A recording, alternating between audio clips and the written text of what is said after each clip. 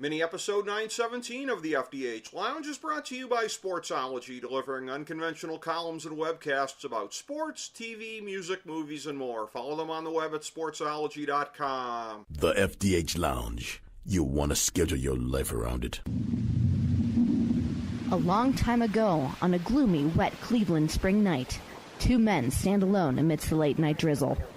Their voices echo across the vacant station parking lot as they debate the merits of the great American radio show that have been missing for far too long. On that night, an idea was born. That idea became the FDH Lounge.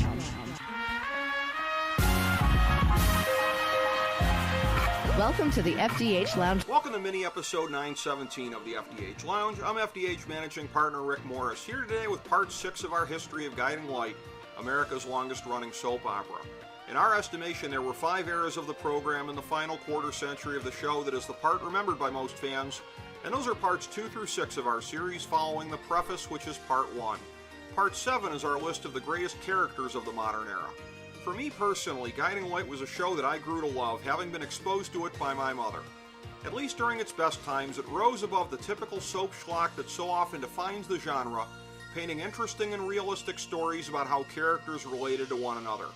Thankfully, there's such a great amount of old episodes and of segments formatted into playlists on the internet, so this series is intended as our guide of what to expect as you navigate each era, as food for thought for those who are fans as well. In our last segment, we explored the painful dumpster fire of the 2000s that enveloped this show as budget cuts and poor writing put the program in a creative death spiral.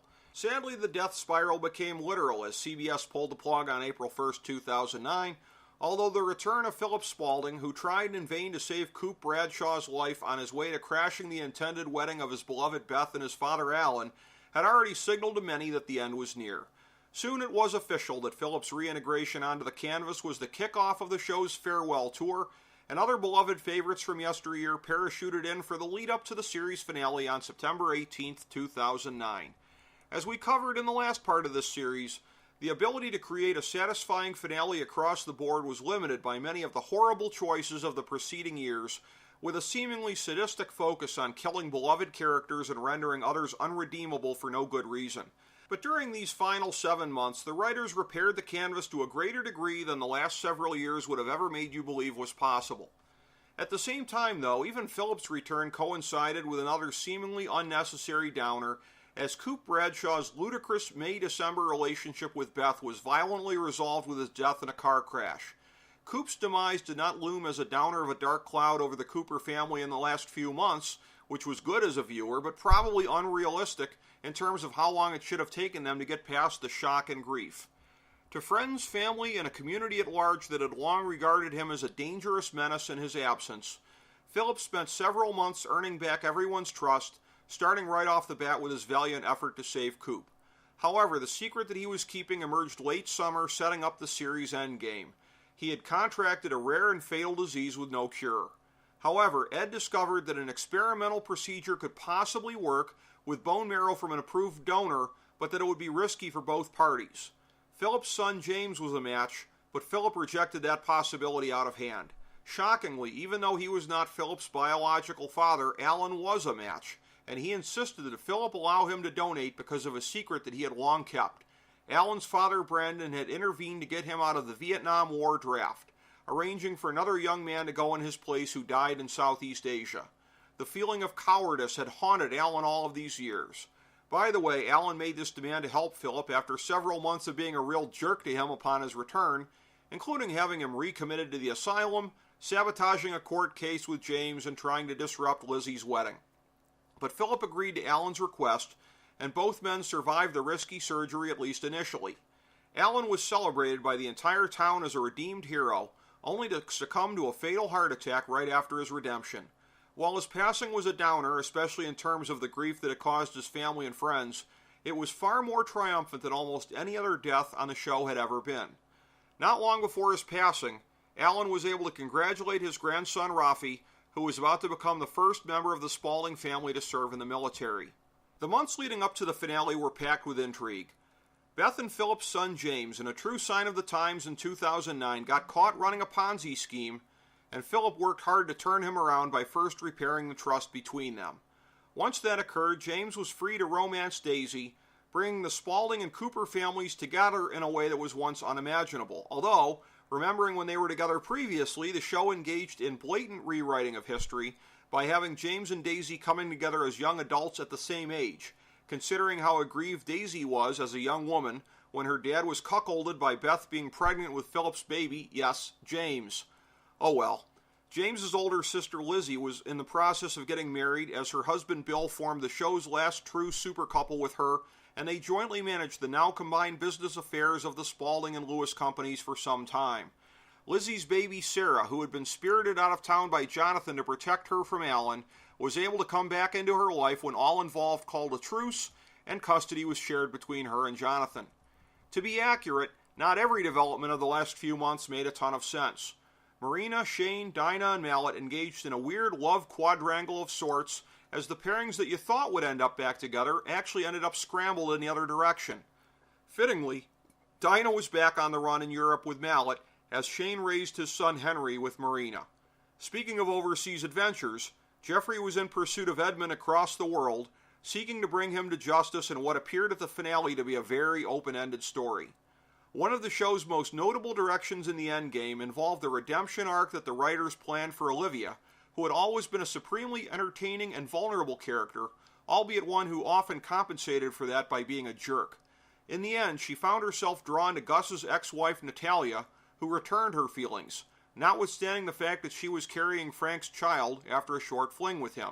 Everyone in town was very supportive of their direction, although it's interesting to note how little Guiding Light referenced the very beginning of the show in their final days, because the mores of Reverend Rutledge would not have jibed with the choices of Olivia and Natalia, who decided to split custody of the baby with Frank.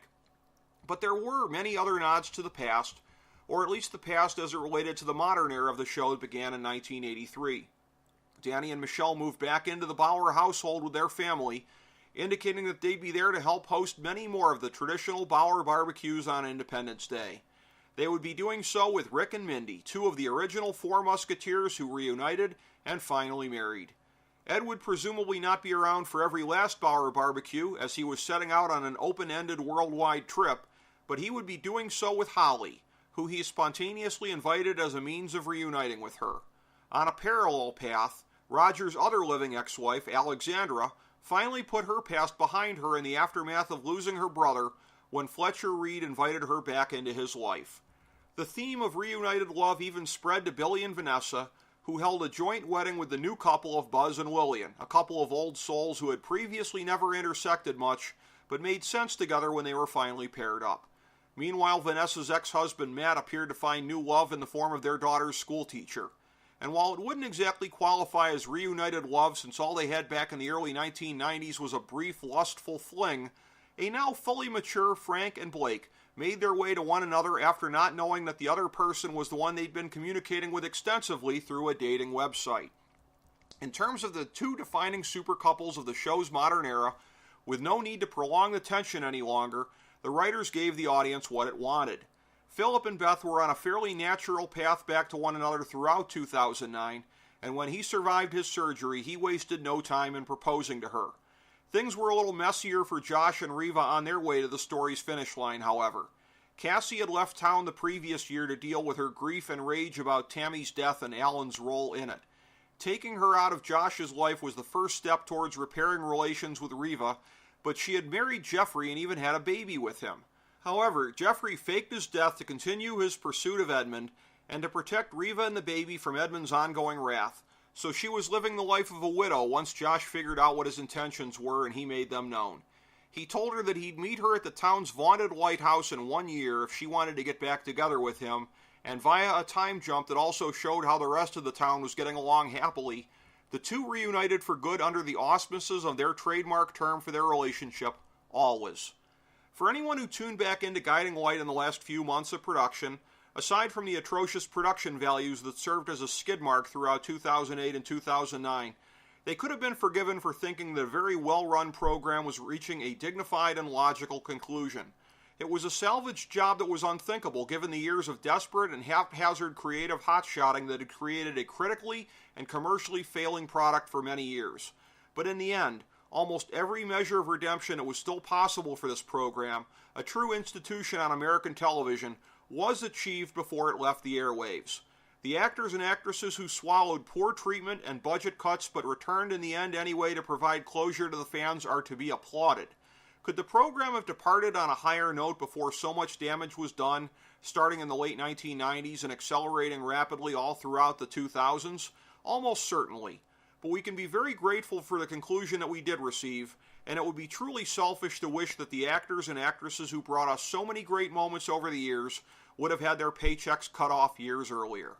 Thank you for tuning in to this mini episode of the FDH Lounge. As we bring the show to a close, we would like to extend our deepest gratitude to NBC, CBS, ABC, Fox, all Clear Channel affiliates, TNT, TBS, USA, UPN, Deadspin.com, YouTube.com, YTMND.com, MySpace.com, various blogs, Fox News, CNN, CNBC, MSNBC, IamBoard.com, Billboard.com, Google.com, ESPN, ESPN2, ESPN News, ESPN Classic, NBA TV, NFL Network, Sports Time Ohio, Athlon Magazine, Comedy Central, Cartoon Network, The Boomerang Channel, QVC, BET, The Spice Channel, Steno Notebooks, Manwich, Papermate Office Supplies, waitresses, strippers, bartenders, garbage men, janitors, microwave popcorn, the writers of The Office, Scrubs, Entourage, My Name is Earl, Oz, Metalocalypse and the Boondocks, Aquafina, and the Periodic Table of Elements.